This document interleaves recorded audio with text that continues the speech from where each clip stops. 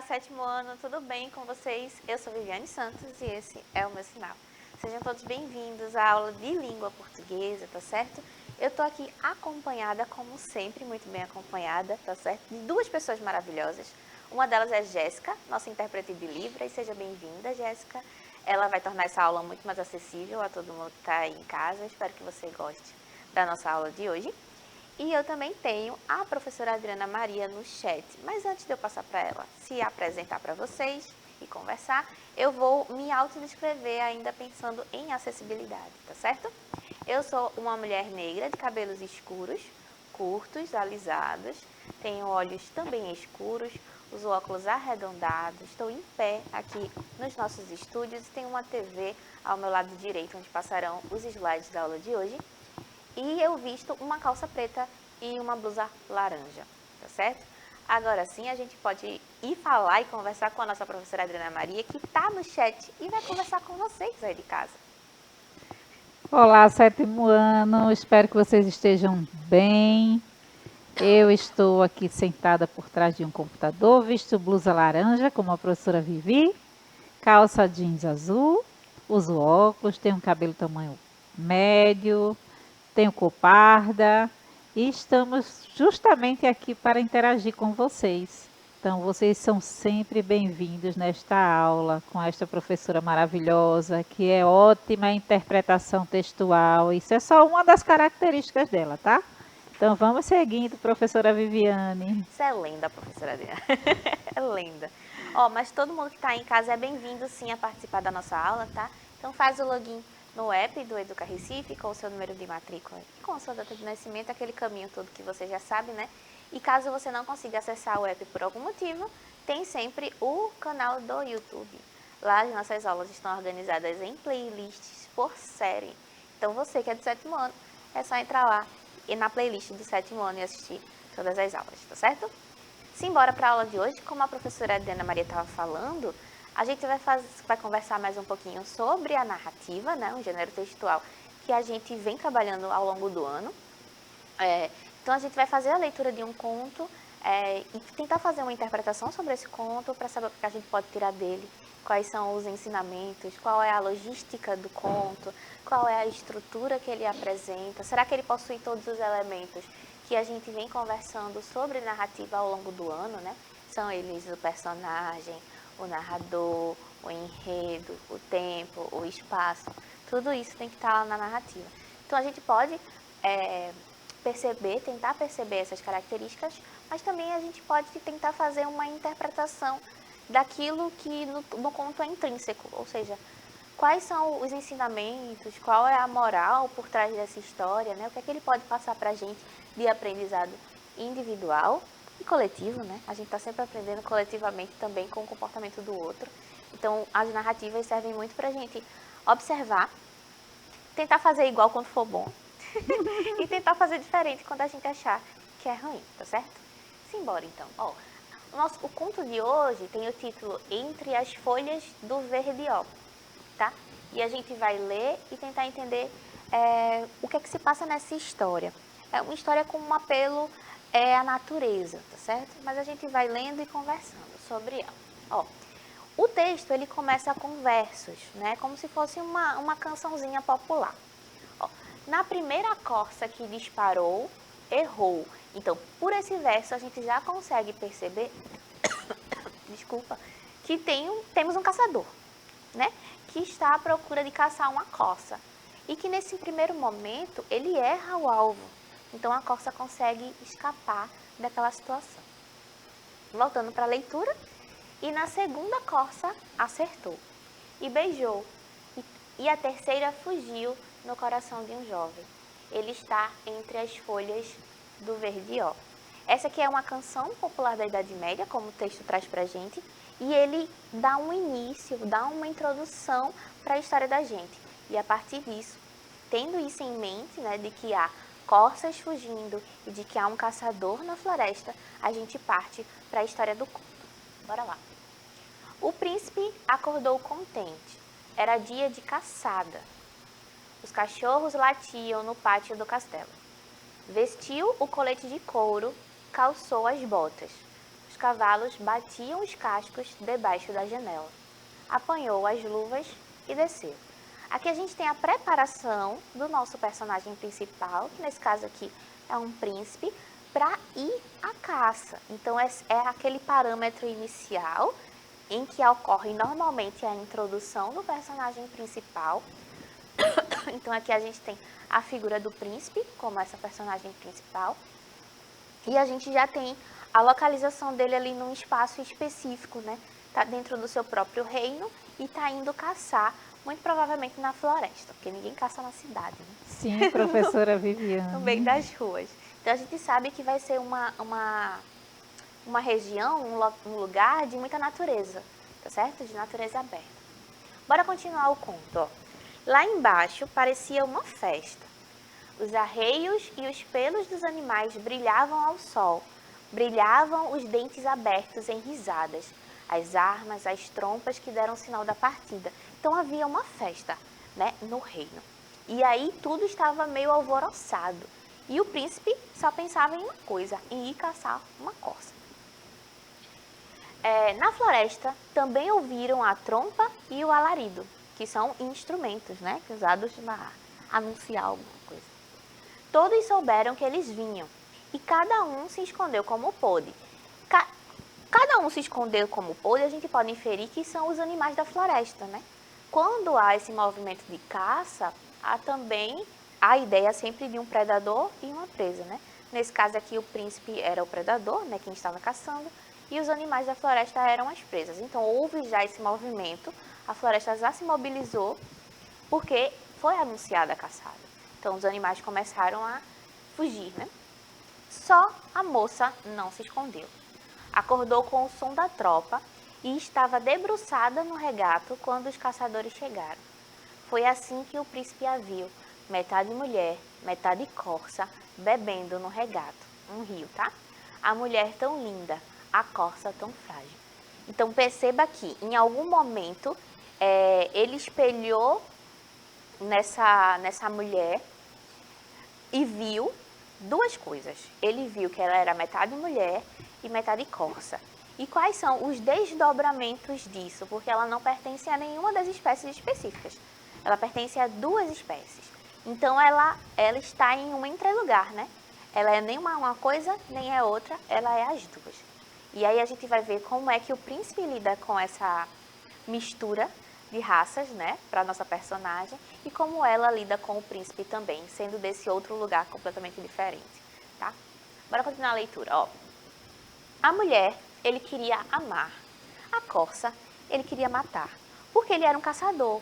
Então, quando ele vai para a floresta, ele procura caçar corças. Sendo que agora ele encontrou um ser híbrido, um ser que é as duas coisas. Então, ele entra em conflito, né? O príncipe entra em conflito. Ao mesmo tempo que ele quer amar a parte dela que é mulher, ele também quer caçar e matar a parte dela que é corça. E aí, como é que o príncipe resolve esse problema? É um dilema, né? Bem grande. Ó, vamos continuar a leitura. Se chegasse perto, será que ela fugia? Ele começou a pensar, né? Mexeu num galho.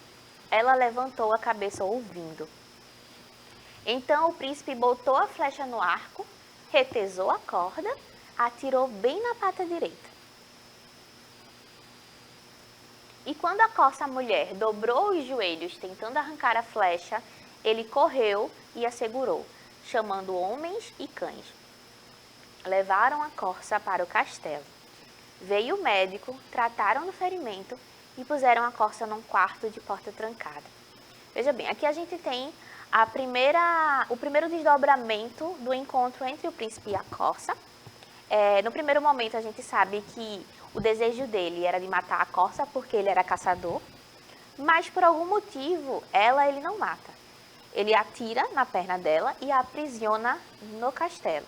Então aqui a gente já tem uma mudança de comportamento da personagem entre o que era esperado que ele fizesse e o que ele de fato decide fazer. Então, por estar em conflito, ele não consegue decidir e tomar atitudes muito práticas.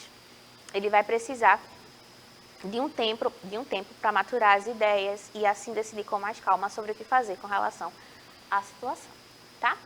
Nesse momento, a mulher corça foi aprisionada e está em cativeiro no castelo.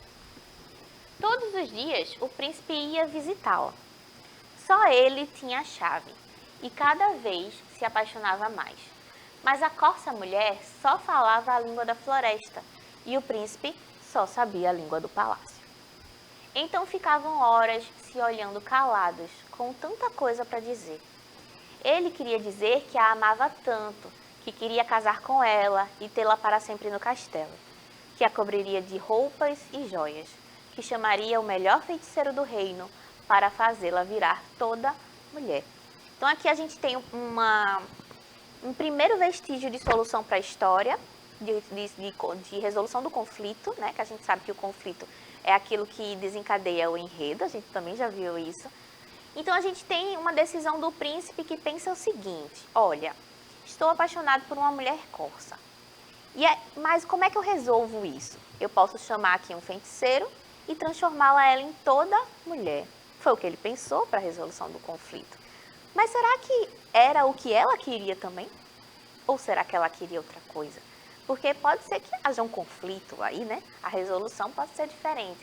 Perceba que, para a gente entender a diferença desse conto especificamente, tem uma parte muito legal do texto em que ela fala assim, ó. A corça-mulher só falava a língua da floresta e o príncipe só sabia a língua do palácio. Nesse trechinho especificamente, a gente tem a marcação dessa diferença entre essas duas personagens. Acho que mais pra frente eu comento mais sobre isso também. Mas ela é muito objetiva para a gente entender que essas duas pessoas talvez sejam diferentes demais uma para outra, tá? Continuando a história, ela queria dizer que o amava tanto, que queria casar com ele e levá-lo para a floresta. Perceba que aí os dois já desenvolveram um sentimento afetivo muito grande, né? Que lhe ensinaria a gostar dos pássaros e das flores e que pediria a rainha das corças para dar-lhe 4 patas ágeis e um belo pelo castanho. Então aqui a gente tem um lado do pensamento que é o dela, né? Se a gente estava tendo muito a narrativa voltada para os pensamentos do príncipe, que queria transformar a mulher corça em apenas mulher, aqui a gente tem o oposto. A gente está vendo que é a mulher corça pensando em levar o príncipe para a floresta e transformá-lo em corça também. Então a gente tem os dois pensamentos sendo alinhados, os dois pontos de vista diferentes sendo mostrados na narrativa também. Perceba que não há uma mudança do discurso, né? A gente não tem uma mudança da voz narrativa ou uma mudança do narrador. O narrador segue o mesmo, mas a gente consegue acessar em momentos diferentes do texto o ponto de vista de cada uma das personagens, através da descrição, através desse narrador onisciente que tudo sabe, né? Então ele está dentro da mente da personagem e entende as emoções, os conflitos, os dilemas que ela está passando, certo? Voltando para o texto, ó, mas o príncipe tinha a chave da porta, lembrando que ela está aprisionada, né? E ela não tinha o segredo da palavra. Todos os dias se encontravam, agora se seguravam as mãos. E no dia em que a primeira lágrima rolou dos olhos dela, o príncipe pensou ter entendido e mandou chamar o feiticeiro. Os dois estavam apaixonados, né, e gostavam um do outro. Mas havia muito sofrimento na situação, né? Então o príncipe, para tentar resolver, chama o feiticeiro. Quando a corça acordou, já não era mais corça. 2 pernas bem compridas e um corpo branco. Tentou levantar, mas não conseguiu. O príncipe lhe deu a mão. Vieram as costureiras e a cobriram de roupas, né? Vieram os joalheiros e a cobriram de joias. Então o príncipe fez tudo o que ele prometera fazer, né? Dar roupas, das joias, dar poder, dar dinheiro, para que ela ficasse feliz sendo mulher, sendo completamente mulher. Vieram os mestres da dança para ensinar-lhe a andar. Só não tinha a palavra e o desejo de ser mulher. Ela não tinha nem a comunicação efetiva com o príncipe para explicar a ele que ela não queria ser mulher, e a falta de comunicação tornou essa relação extremamente complicada. E além de não ter esse poder de fala, de se fazer entender para o príncipe, ela também não tinha nenhum interesse de ser mulher, mas ela também não tinha como explicar isso para o príncipe. Então, é um certo ruído, né? Uma falta de Sim. comunicação que acaba prejudicando a vida dos dois, tá? 7 dias ela levou para aprender os passos, e na manhã do 8º dia, quando acordou e viu a porta aberta, juntou 7 passos e mais 7.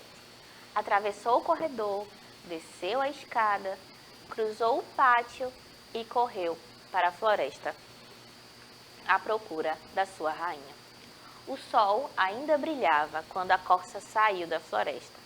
Só corça, não mais mulher, e se pôs a pastar sob as janelas do palácio. E a gente termina o nosso conto. Então, algumas coisas podem ser entendidas aqui.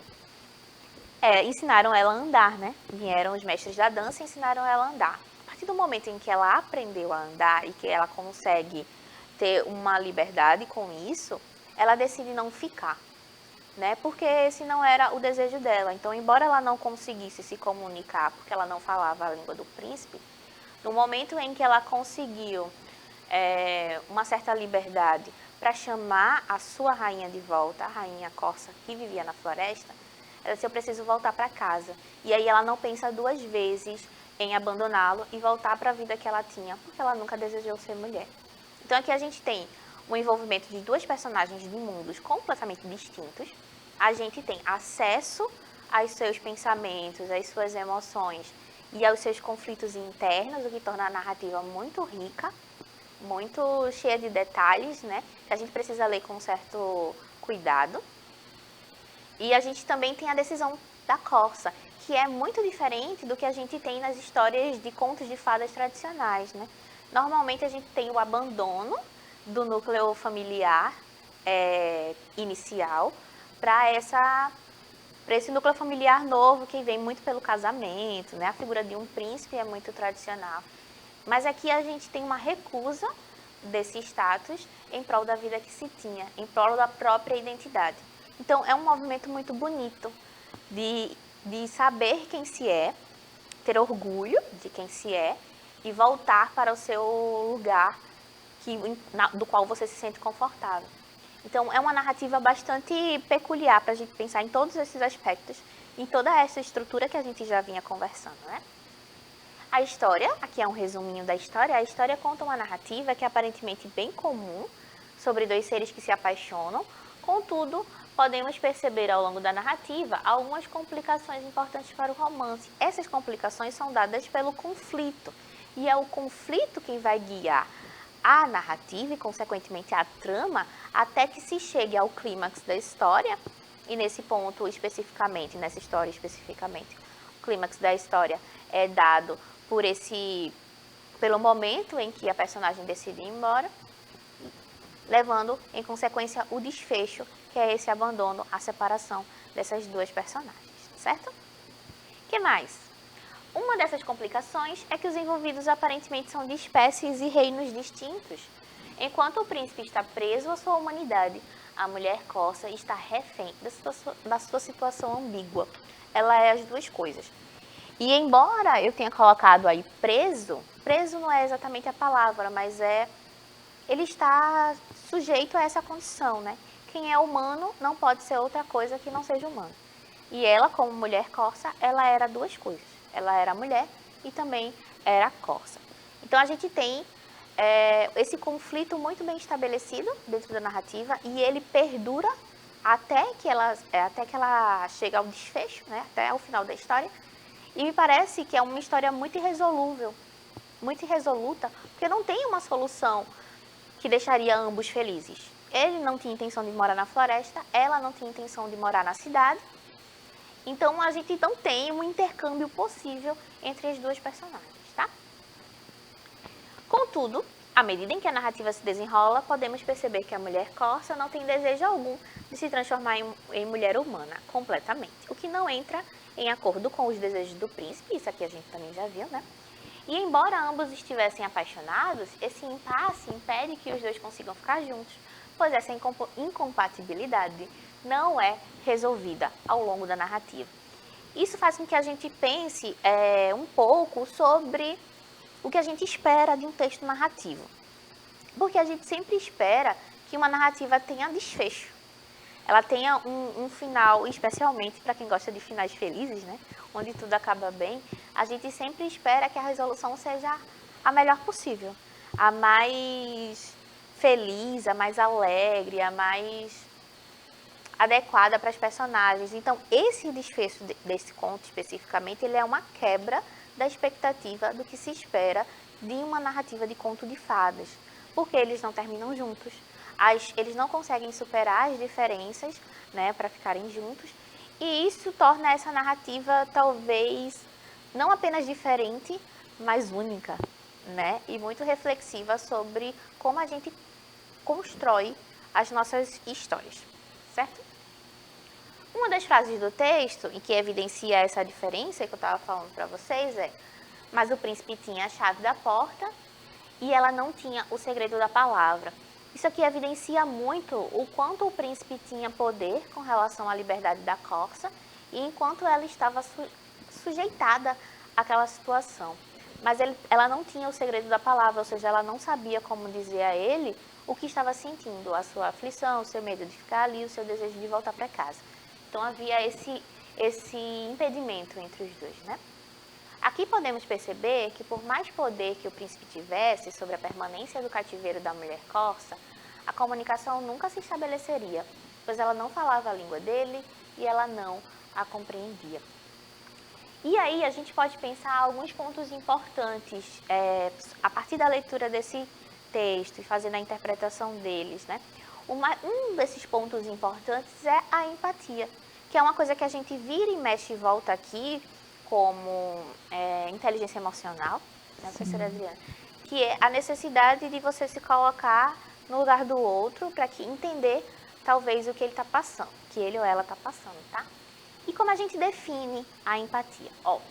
Segundo o dicionário, porque a gente sempre volta para o dicionário para tentar achar soluções, né, professora Adriana? Sim, uma pesquisa aí, né, Vivi? Uma pesquisa, né? A empatia é uma palavra, é um substantivo feminino, tá? E tem como valor semântico faculdade de compreender emocionalmente um objeto. Por exemplo, um quadro.